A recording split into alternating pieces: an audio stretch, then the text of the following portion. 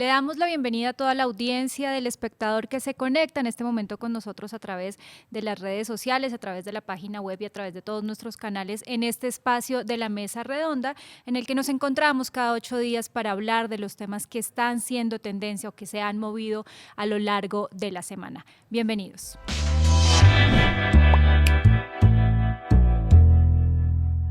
Hoy nos acompañan Cindy Morales, editora de Colombia más 20, la sección de paz del Espectador, y David Ortega, periodista de la sección de política, para hablar de un tema que se ha movido desde el fin de semana pasado y que tiene varias incidencias actualmente y digamos un poco a futuro, y es lo que sucedió en el corregimiento del Plateado en el Cauca y la operación militar Perseo que se desplegó en ese municipio para retomar el control que estaba en manos de las disidencias de las FARC. Pero para explicarles un poco por qué eso es importante y que tiene que ver ahora, por ejemplo, con un tema que es muy sonado y es el de la COP16 que arranca justamente el lunes, vamos a explicarles un poco el contexto de lo que pasó allí y por qué estamos hablando de eso puntualmente. Cindy, quisiera que empezáramos explicando qué fue esa operación Perseo y por qué se desarrolló justamente en ese municipio del Cauca, teniendo en cuenta que pues, Cauca es una zona con muchos municipios que están en conflicto.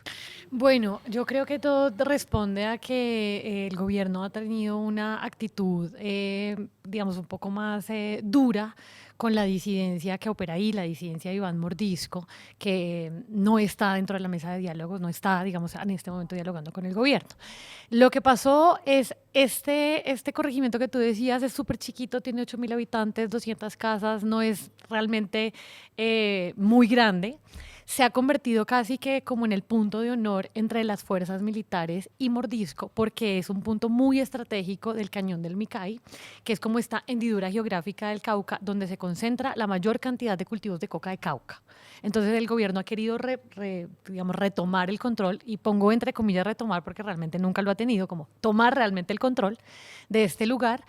Por eso, porque tiene como las vías principales para salir o por el Pacífico, para llevar la coca por Buenaventura. Digamos, es un corredor de droga muy estratégico. Entonces, desde hace muchos meses han querido hacerlo. De hecho, la Operación Trueno, que fue hace un año, fue también para eso. El Misión Cauca también es para eso. Y ahora, digamos, con la excusa o con la motivación más bien de que la disidencia no está en la mesa, hace una operación militar en donde entran 1.400 soldados, pues digamos, una fuerza muy grande para poder combatir al frente Carlos Patiño, que es quien digamos, opera en ese lugar. Y después de eso, pues hay una visita, eso pasó el sábado y domingo estuvieron como en esas confrontaciones, hubo 17 personas heridas, 14 civiles, 3 personas de fuerzas militares, y se iban por 7 cabecillas. Ninguno de ellos los cogieron solamente a 2, capturaron a 2 que no tenían nada que ver con los cabecillas a los que iban.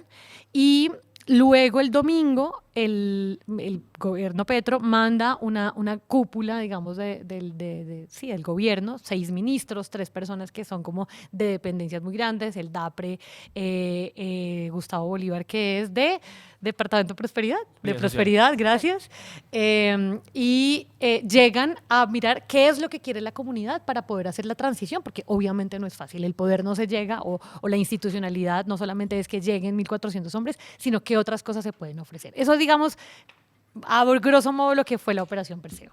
Hay un punto clave en la sección de Colombia más 20 le han hecho un seguimiento muy juicioso a todo lo que ocurre allá. Cindy personalmente ha estado en el Plateado para entender, digamos, geográficamente por qué esa zona es importante, y hace Cindy una claridad muy importante, y es que esa disidencia no está en este momento en negociaciones. No. Esa mesa no le fue bien y se levantó, y esa es parte de la razón por la cual empieza esta intervención, o sea, como para hacer esa claridad. Es una parte de la mesa, y es muy importante poner esto porque quizá la gente se puede confundir, porque el presidente tiene 10 tableros de negociación. Entonces, lo importante es, él empezó con Mordisco una mesa de diálogos hace un año. De hecho, el jueves pasado se cumplió un año de esa mesa, cuando estaban todos los bloques reunidos bajo la denominancia, digamos, de Estado Mayor Central.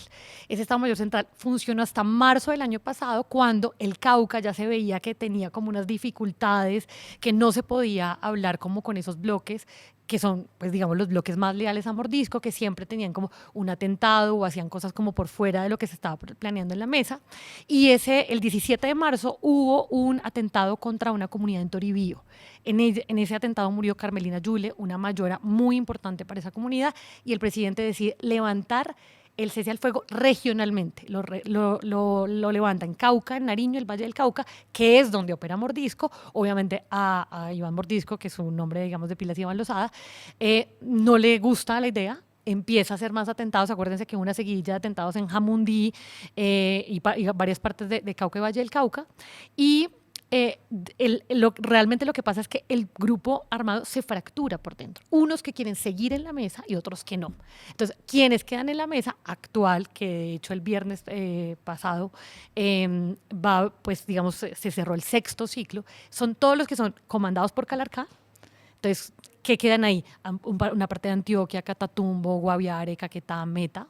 Y los que se separan son los de Mordisco. O sea, casi que todo Valle del Cauca, Cauca, Nariño, un poco de Putumayo. Entonces, esos son los que quedan en la mesa. Entonces, sí, esa es como la anatomía, digamos, de por qué esa ruptura con Mordisco y por qué, digamos, ahora el gobierno, que no los tiene en la mesa, pues, digamos, puede entrar a hacer este operativo.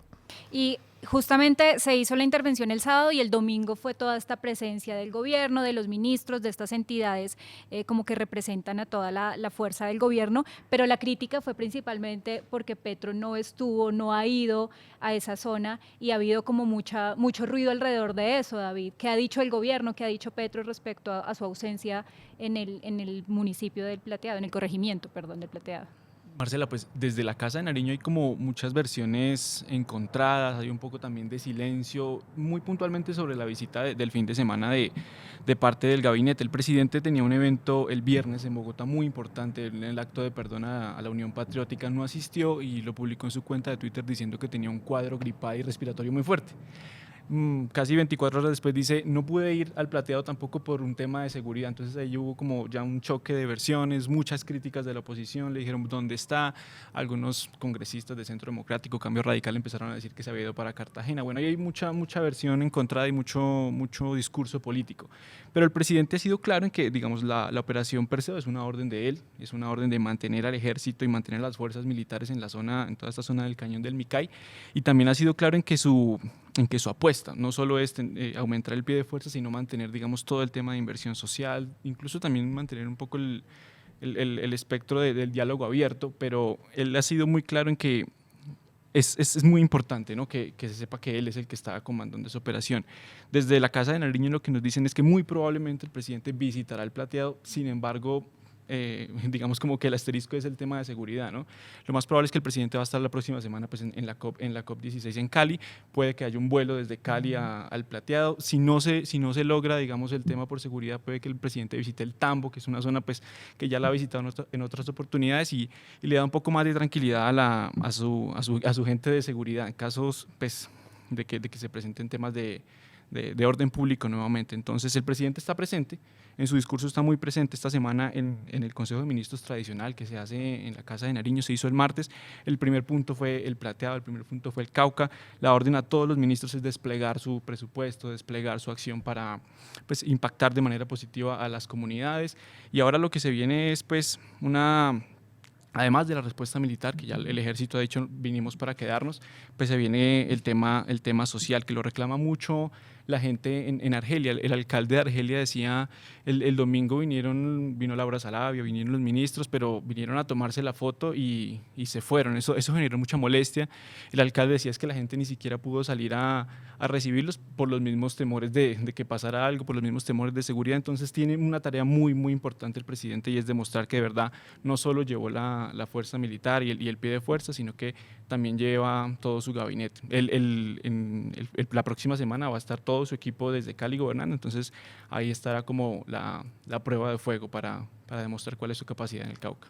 Y ese punto es clave porque el presidente hablaba de un plan de choque, y lo que sucede, y Cindy lo sabrá muchas veces en estas intervenciones militares tan grandes, es que llega el ejército, se mantiene ahí lo más que puede, 3-6 meses, luego se van y los grupos armados regresan a, digamos, es que a ocupar esos además en el espacios. Plateado ha pasado 50 años, por eso cuando dicen retomar el control, digamos, lo pongo muy en duda, porque ¿qué control? ¿Retomar qué? Si siempre lo han tenido, no la disidencia en Mordisco, las FARC antiguas, la segunda Marquetalia tiene presencia en Argelia. Es una cosa que se me olvidó decir, es que cuando tú me decías cómo se llega al plateado, por dos vías. La fácil, vaya por Argelia y entre por Argelia, si lo dejan pasar. Y la difícil, vaya por el Tambo, que es donde me dice David que puede llegar el presidente, digamos, el Tambo a Popayán es 2 horas, hora y media, y luego hagas el recorrido por la trocha. Es que eso no es una trocha, eso es una unión de piedras, o sea, no, creo que nunca yo he visto algo así, una unión de piedras para que puedas llegar al plateado, y por ahí tienes que pasar por lo menos por 3 caseríos, Huisitó, San Juan de Mechengue, ahora se me olvida el otro, San Juan Solito. Llegar ahí no es fácil, tener el control de eso no es fácil, porque no es que tú vengas por una vía, vas por toda la vía y ya llegas en un minuto, no. Hay mucho control, obviamente por ese lugar hay muchos laboratorios de cocaína, o sea, en un tramo de 10 kilómetros puedes encontrar 5 laboratorios de cocaína, y todo el cañón lleno de cultivos de coca. Entonces no es tan fácil hacerlo, y por eso creo que cuando David dice, el presidente, la gran prueba es ver si va a poder llevar toda su inversión social. Eso requiere indiscutiblemente del trabajo muy grande de la Dirección de Cultivos de Sustitución de Uso Ilícito, porque sin eso no habrá otra cosa. O sea, ya lo único que usted ve es, o más bien la gran parte de lo que hay en el cañón del Micay es cultivos de coca. ¿Cómo hace para hacer una sustitución así? Lo demás, ¿cómo lo va a llevar? Si no hay la infraestructura, si tendría que hacerlo por Argelia no es tan fácil. Es muy difícil. Creo que el presidente sí tiene una gran tarea ahí de demostrar que no solamente es mando a 1.400 hombres. Y ese plan de choque, David, digamos, ¿hacia dónde lo está más o menos dirigiendo o pensando un poco el gobierno, justamente para tratar de cumplir un poco con esos otros vacíos, aparte del tema militar, que se resuelve fácil, por decirlo así un poco? Ese término plan de choque ya como que se ha usado mucho y en diferentes No es el plan de escenarios. choque el acuerdo de paz. Exacto, hay muchos planes de choque. De hecho, el fin de semana pasado también el canciller y el ministro del Interior estuvieron en Nueva York presentándole al Consejo de Seguridad el plan de choque para la implementación del acuerdo de paz. Este nuevo plan de choque o esta versión 2.0 del plan de choque es eso, es llevar el Estado al Cauca, es llevar el Estado al Plateado, a todo el cañón del Micay, a López de Micay. El presidente les dijo a los ministros, les dio la orden, vamos a empezar con obras claves, vamos a empezar construyendo carreteras, creo que se planteó construir un puesto de salud, hasta habló de canchas deportivas en general. Es un intento de llevar la presencia del Estado a esta zona del Cauca, pero como lo dice Cindy, es un reto muy grande que seguramente no va a generar resultados en el corto plazo, sino que tendrá que medirse poco a poco, y que no es una estrategia, digamos, de una sola vía, sino que es un poco transversal, y no puede pretender, digamos, el gobierno llegar con construcciones, con carreteras, si no se soluciona primero lo que comentaba Cindy, el tema de la economía en la zona, que pues básicamente se mueve por el cultivo de coca y también por el tema de la marihuana. Entonces va a ser un reto, y vamos a estar pendientes de los anuncios que seguramente hará el presidente esta semana. Lo hará desde Cali, como ya lo comentábamos, pero no está claro, es un anuncio, un plan de choque, pero aún yo creo que le falta aterrizar los aspectos. Quiero añadir una cosa, y es que dentro de los compromisos que estoy leyendo acá, la nota que hicimos, pues que hizo política en realidad, una era, vamos a llevar, porque además estuvo también el ministro TIC, internet, en el plateado de internet. Por supuesto, no funciona como funciona en el resto del mundo, por supuesto que no. Unos puntos, usted tiene que ir, dice, miren esto, internet por 15 minutos, internet por 2 días, internet por 3 días, le dan un código y le hacen algo en el celular que no quiero saber qué hicieron, para que a uno le conecten internet. Hay internet, no funciona en la legalidad probablemente. Entonces yo creo que a veces las soluciones que se dan desde Bogotá, y cuando llegan a los territorios, y a mí particularmente me choca un poco la idea, o más bien las fotos que pusieron, lo decía David ahorita, de que mucha gente pensó eso de los ministros, ¿no? Que llegaron a tomarse las fotos. Uno llega a un territorio y tiene que ver cómo es el territorio. No, venga, les traigo, no sé, frijol, que es lo que siempre le da, o cacao para sembrar. Se puede sembrar cacao ahí, se puede sembrar frijol ahí. Hay internet en el plateado. En todo el lugar hay internet. Tienes que comprarlo y funciona de manera diferente. Hay que conocer un poquito más el territorio, y yo creo que a lo mejor los ministros, ahora que ya pueden entrar, pues pueden hacer un diagnóstico mejor y no proponer cosas que que por ahora digamos, no tienen sentido para la gente. Mucha gente decía como, es que llegaron aquí a decir cosas que no sabemos si se pueden llegar a cumplir. Justamente, y eso es clave, Cindy, porque la comunidad, digamos, cuál es, en dónde está parada en todo esto, porque lo que pasa generalmente, de nuevo, en zonas que son intervenidas militarmente, es que la comunidad queda ahí en ese fuego cruzado, entonces después vuelve la disidencia, eso es muy problemático, pero con toda esta situación, después de un año de la anterior operación Trueno, sí. digamos, ¿en qué momento está la comunidad respecto a todo lo que está pasando? Yo creo que es difícil porque, digamos, uno no puede ser tan miope de decir que no hay cierta coacción de los grupos armados sobre las comunidades y sobre los liderazgos sociales, las organizaciones sociales. Eso pasa por un montón de cosas estructurales. Ahora, eso no quiere decir que las organizaciones tampoco sean digamos, reacias o que se alejen un poco de lo que pasa con las disidencias o con los grupos armados que operan. Entonces, lo que piden es, y de hecho en el viaje que nosotros hicimos en el Plateado, que también hablamos con muchas comunidades, es, me parece perfecto que haya intervención, necesitamos carreteras, por supuesto, porque esa es la razón por la que no podamos sacar nuestros productos, que uno se demore un montón de días en llegar, por ejemplo, a Popayán para cuando, digamos, las distancias no son tan largas, pero lo que creo que más piden es, necesitamos que la presencia sea constante, real, con compromisos, digamos, acorde a la comunidad y no que prometan como personero de colegio, perdón Sí. que haga esta como Comparación. sino que sean reales. Eso es lo que siempre han pedido. Y el tema de los cultivos de uso ilícito es lo principal. Si en eso no va a haber ninguna transformación, ni del Plateado, ni de los caseríos alrededor, ni de todo lo que configura el Cañón de Micay. Ni de otras zonas que también están... Sí, hay otros plateados. Sí, hay Alguien le otros escuchaba. plateados, Sí. Nariño, por ejemplo, que es una de las zonas que más Catatumbo, cultivos por ejemplo, ilícito también. tiene Catatumbo. Sí, Exactamente. es una situación que se repite. Todo esto pasa además en un momento que es, digamos, importante para el país y políticamente también para el gobierno, y es a puertas de la COP16 que arranca justamente el lunes, y esa es parte también de todo lo que se ha dicho de por qué esto es importante y qué está haciendo el gobierno para tratar de garantizar la seguridad, porque hay unas amenazas de la disidencia sobre el evento puntualmente. Ahorita Cindy nos explicará, digamos, cuáles las posibilidades de esta disidencia también en otras zonas y puntualmente pues en Cali y en donde se va a desarrollar la COP, pero el gobierno, ¿qué ha dicho respecto a todo esto y políticamente, digamos, en un momento importante para ellos, porque los ojos del mundo van a estar puestos sobre la COP y lo que pase y cómo el gobierno asuma este reto, por decirlo así? Sí, el mismo gobierno ha vendido la COP como el evento más importante, el evento internacional más importante que ha recibido Colombia en los últimos, creo que 50 años, dicen ellos. Se juegan mucho, se juegan todo el prestigio que tiene o el prestigio que intenta conseguir Petro en materia de su discurso ambiental en el mundo. Ustedes saben que él es un líder en hablar de acción climática, de cambiar deuda por todo este tema del cuidado del medio ambiente y la biodiversidad. Entonces, además de eso, pues se juega como digamos como la gente tiene dudas de si de verdad la COP va a ser segura.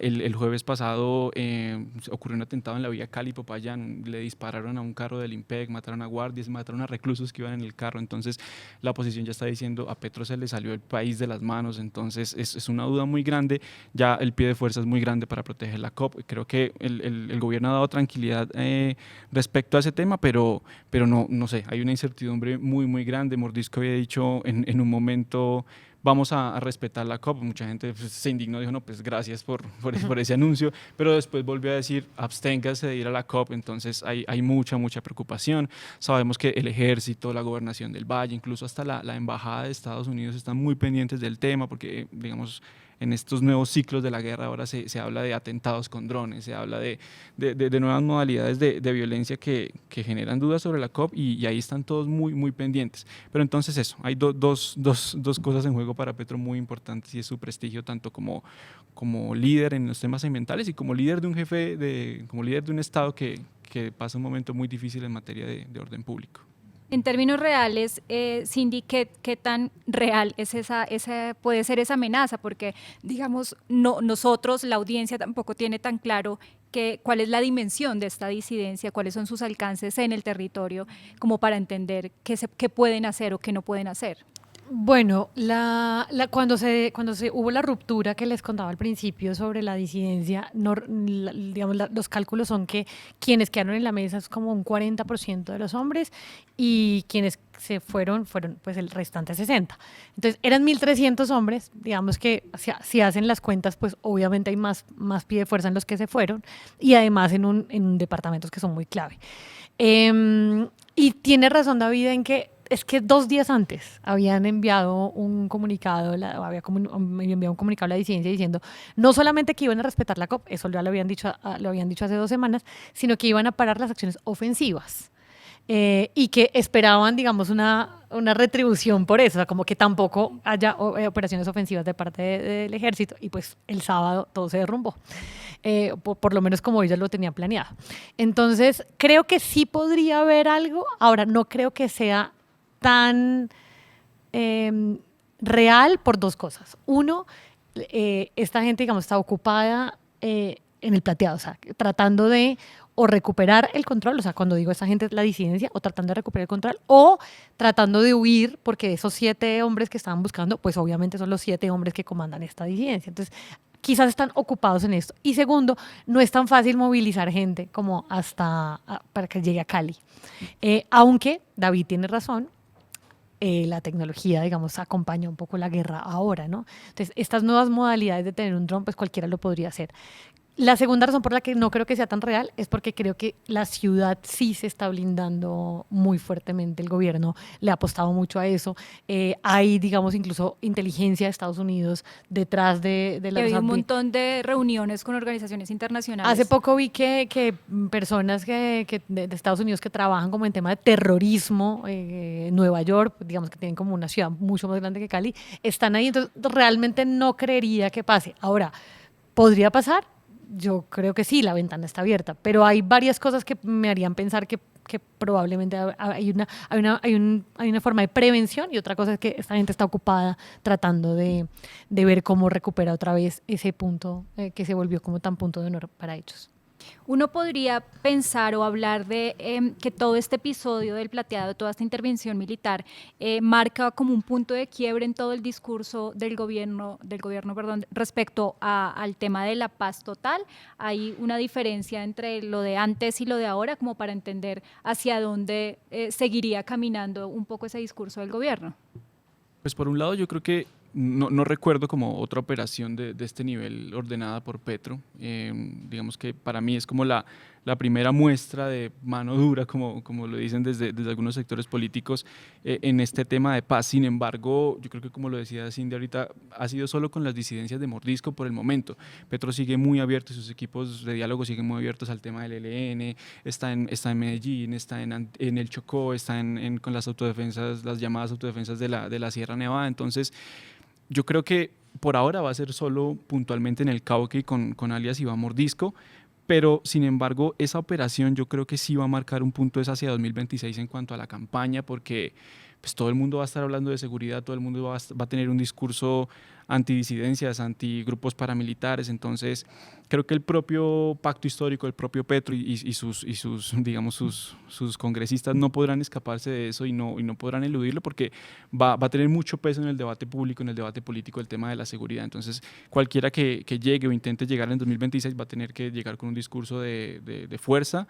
Pues me imagino que probablemente el progresismo y la izquierda mantendrá, digamos, su intención de diálogo, su intención de paz total, pero no podrán dejar a un lado, digamos, todo este tema militar y este tema de pues también, si ellos no responden y si no tienen muestras de que están dispuestos a conversar, pues responder con la fuerza pública. Yo creo que será clave es que ya estamos en una etapa muy preelectoral, muy anticipada. Entonces seguramente durante todo el 2025 el tema disidencias y fuerza pública valdrá mucho, yo creo, en el debate político.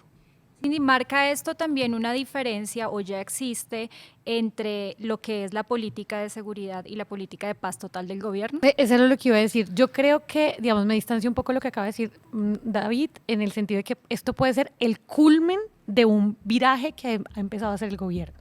O sea, sí es la operación más grande y sobre todo porque de pronto si hubieran hecho esta operación en otro lugar no hubiera tenido tanta repercusión, pero como les digo, esto realmente es una cosa que se volvió un punto de honor porque es el bastión de Mordisco y en las fuerzas militares, acuérdense que en las elecciones regionales pasadas también hubo algo ahí en el plateado, de que no se querían ir, de que sacaron a un montón de soldados. Entonces, ahí había algo casi que de honor, no sé cómo decirlo.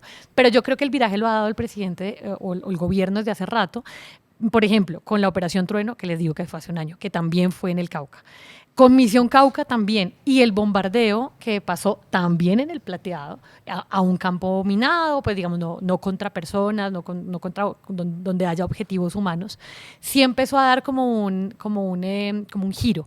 Y creo que es un poco por lo que dices, creo que o sea, no se dialogan las políticas de paz total, digamos, encabezadas por el consejero comisionado Tipatiño, con lo que quiere la política de seguridad del gobierno que encabeza Iván Velázquez. O sea, todo el tiempo están en confrontación, no solamente con la disidencia, con el ELN también les piden unas cosas, el ministro no está de acuerdo, con la disidencia de Segunda Marquetalia el ministro no está de acuerdo, o las fuerzas militares no están de acuerdo. Entonces creo que esa constante pugna que hay entre una y otra marcan un poco al gobierno. Entonces, al presidente, claro, de cara a las elecciones le toca empezar a mostrar un poquito más de resultados porque en los tableros no les ha ido muy bien. De hecho, el tablero que más, o por lo menos la mesa que más avanza, es la de la disidencia de Calarcá, la que está rota, o sea, la que se rompió con Mordisco. El ELN ahí como que también puede ser su negociación estrella, está suspendido. Entonces, también le toca como decir, bueno, me va a tocar sacar un poco de ese brazo armado y su política, digamos, de seguridad para poder compensar que la política de paz total a lo mejor no le está dando tanto rédito. Entonces, yo creo que es más como que ambas cosas no dialogan por ahora. No lo han hecho desde el principio y ahora a puertas de empezar una recta electoral le toca al presidente tomar medidas. Pero ese timonazo yo creo que viene desde hace mucho, sí es como lo más vistoso. Y lo hablábamos al principio, digamos, ya un poco como para ir dándole cierre a este espacio. Cindy decía, hay 10 tableros de juego que tiene en este momento el gobierno en temas de negociación paz, y de paz. Sí. ¿Cuáles son esos? Pintemos un poco ese panorama para ver en qué estamos parados en este momento y digamos un poco hacia dónde suspendido, pero digamos todavía como en la en la UCI, digamos, el tema del ELN. Tiene otro con Segunda Marquetalia, que su segundo ciclo debería ocurrir en los próximos días en La Habana. Tiene el de la disidencia de Calarcá, que el viernes cerró su sexto ciclo y que es el más avanzado, tiene, digamos, avances importantes. De hecho, hicimos como todo un especial sobre ese tema del año que cumple esa mesa, con todo y la ruptura que te contaba ahora de Mordisco. Tiene, digamos, 3 más de paz urbana, que es Valle de Aburrá, Quibdó y Buenaventura, y 2 más que no arrancan, digamos, están como en una fase preliminar, que son el Clan del Golfo y las Autodefensas Conquistadoras de la Sierra, 2, digamos, herederos del paramilitarismo. Y digamos, yo añadiría una más, que es la que abrió hace un par de semanas, cuando dijo que quería sentarse con los ex paramilitares, Mancuso y otros, como para hacer el cierre digamos, de lo que no alcanzó a ocurrir en Justicia y Paz, pues porque Justicia y Paz tuvo todos los problemas que ya sabemos. Esos son como básicamente los tableros que tiene el presidente ahora. Bastantes negociaciones ahí, se seguirá moviendo, saldrá noticia ahí. Bueno, y se me olvida una cosa, Comuneros del Sur, que fue el que se dividió del ELN, que fue el que causó la división o digamos esta suspensión, esta crisis con el ELN, ese es otro que también va avanzando. Pero ven, los que van avanzando son, digamos, el de la disidencia un poquito más, pero este de Comuneros es muy puntual, digamos, en camino de esa territorialización de la paz de la que siempre ha hablado el presidente, o la que habla al presidente y el consejero comisionado. Ya también para cerrar un poco, David, todos estos movimientos y digamos todo este discurso y todos estos avances que está haciendo el gobierno están planteando un poco también, como lo decía anteriormente, el eje por donde se van a ir todas las movidas políticas de cara a 2026, pero también ayudado, se ha movido en algo para ese acuerdo nacional, que también es un tema muy importante para el gobierno en este momento. Digamos que ha seguido insistiendo en ese gran acuerdo, y esto ha servido de algo, servirá de algo. No, pero dime la verdad, ¿cuánto duró el acuerdo nacional, David? O sea, El desde acuerdo que lo nacional- anunció Cristo hasta que pasó lo del CNE, ¿cuánto duró el acuerdo nacional? No, el acuerdo Como- nacional en menos de una semana. como 2 días. Menos de una semana y estalló otra vez. Mire que con esto de la operación Perseo en el Cauca, en el Plateado, hubo un pequeño resquicio, una luz ahí de algunos congresistas, incluso muy críticos, dijeron, bueno, de pronto el tema de seguridad nos puede conducir a encontrar acuerdos, a mantener consensos. Ya les decía, como tanto derecha como izquierda tienen que ponerse a hablar de seguridad. Dijeron, bueno, aquí puede haber una posibilidad de acuerdo nacional, pero bueno, lo que dices tú, inmediatamente el presidente Petro al otro día empezó a pelear con Uribe por la reforma laboral, Con empezó los a pelear magistrados del con Vargas CNE. Lleras por el tema de César Lordu y lo que está pasando en el CNE, está peleando con Tomás Gregg por las licitaciones en la registraduría, el tema de pasaportes, es decir, el presidente tiene muchos frentes abiertos y está el ministro Cristo como tratando de remar a recuperar su acuerdo nacional, porque lo que muchos dicen es, claro, el ministro Cristo abre puertas para el diálogo y está muy enfocado en su acuerdo nacional y el presidente se la cierra. Entonces, mientras uno abre, el otro cierra, pero yo creo que no, él está muy empantanado del acuerdo nacional y esa operación y ese tema de seguridad que parecía ser una luz, yo creo que se va a ir apagando poco a poco. Yo tengo una pregunta, perdón, que le tome la palabra a Adelante. Marcela. ¿Tú crees que parte de ese operativo que hubiera pasado en ese fin de semana, bueno, ese fin de semana viernes, no se pudo presentar al tema de la OPE, bueno, como que había tenido una semana bien complicada el presidente, pudo haber sido para, no sé cómo decirlo, girar un poco la conversación hacia el operativo y dejar de hablar de la investigación que tiene en el Consejo Nacional Electoral? Que es lo que dice la oposición, ¿no? También. Pues, Sí, yo no podría afirmarlo, pero sí el presidente ha demostrado que es un mago en poner agendas, ¿no? Ya tenía el tema también del CNE, el tema de su investigación y salió con el tema de Pegasus. Entonces él es muy bueno poniendo agenda, él es muy bueno como, pues la operación dice cortinas de humo, la oposición dice cortinas de humo, no lo podría afirmar, pero sí, todo es un juego Como político, con todo es un mucha juego de coincidencia, narrativas, digamos. todo es un juego de discursos y él desde hace rato está en eso, la oposición también, todos están ya pensando en 2026 y todo lo que sea imponer el discurso y la narrativa, yo creo que es válido. Obviamente tiene sus hechos concretos, la operación y todo el tema social que viene, pero no, exacto, estoy de acuerdo en que hay un juego ahí político muy fuerte. Bueno, sin duda se seguirá moviendo el tema, tanto político, viene la COP, tendrá desarrollo, sabremos qué pasará con todo este tema en el Plateado y la intervención militar. Ustedes pueden ver todo el trabajo que han hecho muy juiciosamente, tanto en la sección de Colombia más 20 como en la sección de política, justamente y judicial también, para explicar qué es lo que pasa allá, porque es un territorio muy complejo y a veces estos espacios se quedan muy cortos para tratar de dimensionar todo el problema, pero para eso tienen ustedes nuestra página web, pueden encontrar todo el material allá. Aquí en la mesa redonda seguiremos explicándoles todos los temas. Si es el caso, volveremos a hablar de toda esta situación de seguridad y de tema de paz total para que ustedes entiendan qué es lo que está pasando en estas zonas y por qué es importante que abramos estos espacios de discusión para estos temas. A ustedes gracias por acompañarnos, a Cindy y a David gracias por estar en este espacio y nos veremos de nuevo la otra semana con otra mesa redonda.